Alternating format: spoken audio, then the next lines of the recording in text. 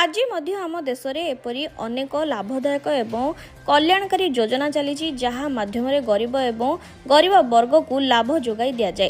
केंद्र सरकार अनेक योजना आर्थिक सुविधा प्रदान करती। अंत्योदय अन्य योजना अधीन देशर बहु संख्या लोकों को मागणा राशन जोगाई दि जाए। एथिपाई सरकार राशन पाइबा योग्य लोकों राशन कार्ड तैयारी करथांती। किंतु आपण कोन जानिचंती जे किछि भूल जोगु आपनको राशन कार्ड कटि जाई पारे। तेबे आसंतु जानिबा एही सबु कारण गुडिक।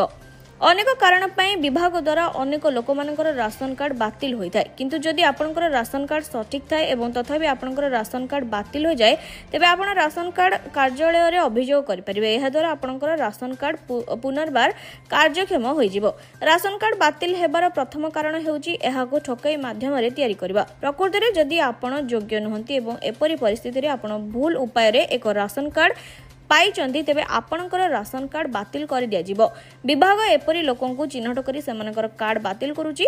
राशन कार्ड बातिल हेबार द्वितीय कारण हेउची एहार व्यवहार न करिबा। अनेक लोकों पाखरे राशन कार्ड अछि किंतु सेमाने एहाको व्यवहार करंती नाही, अर्थात सेमाने राशन नियंती नाही एवं ताहा मध्य दीर्घ समय धरी। एहा करिबा द्वारा आपणकर राशन कार्ड बातिल होई पारे, कारण एपरी कार्ड गुडी को निष्क्रिय राशन कार्ड अधीन रे रखा जायछि। तेबे एही लोकंकर राशन कार्ड मध्य बातिल कर दिया जाय पारे जो माने एहाकू तैयारी करिबा पई भूल डॉक्यूमेंट व्यवहार करथांती। जदि आपण भूल डॉक्यूमेंट साहाय्य रे राशन कार्ड तैयारी करचंती तेबे एपरी क्षेत्र रे ई-केवाईसी करी एपरी लोकं को चिन्हट करा जाउची एवं ताहा परे एपरी लोकंकर राशन कार्ड को बातिल कर दिया जाउची। जदि कहार घर किंबा फ्लैट 100 गजरू अधिक क्षेत्र रे सहित रही तेबे सेमानकर राशन कार्ड रखिबार अधिकार नाही। जदियो एपरी लोक माने राशन कार्ड नेउचंदी तेबे सेमानकु तुरंत ताहा आत्मसमर्पण करबाको पड़िबो। एथिपई आपणकर निकटस्थ लॉजिस्टिक विभाग को जाई राशन कार्ड आत्मसमर्पण करबा भल, कारण जदि आपण एपरी करंती नाही तेबे आपणकु केवल जरिमाना नुहे बरं जेल दंड मध्य होई पारे।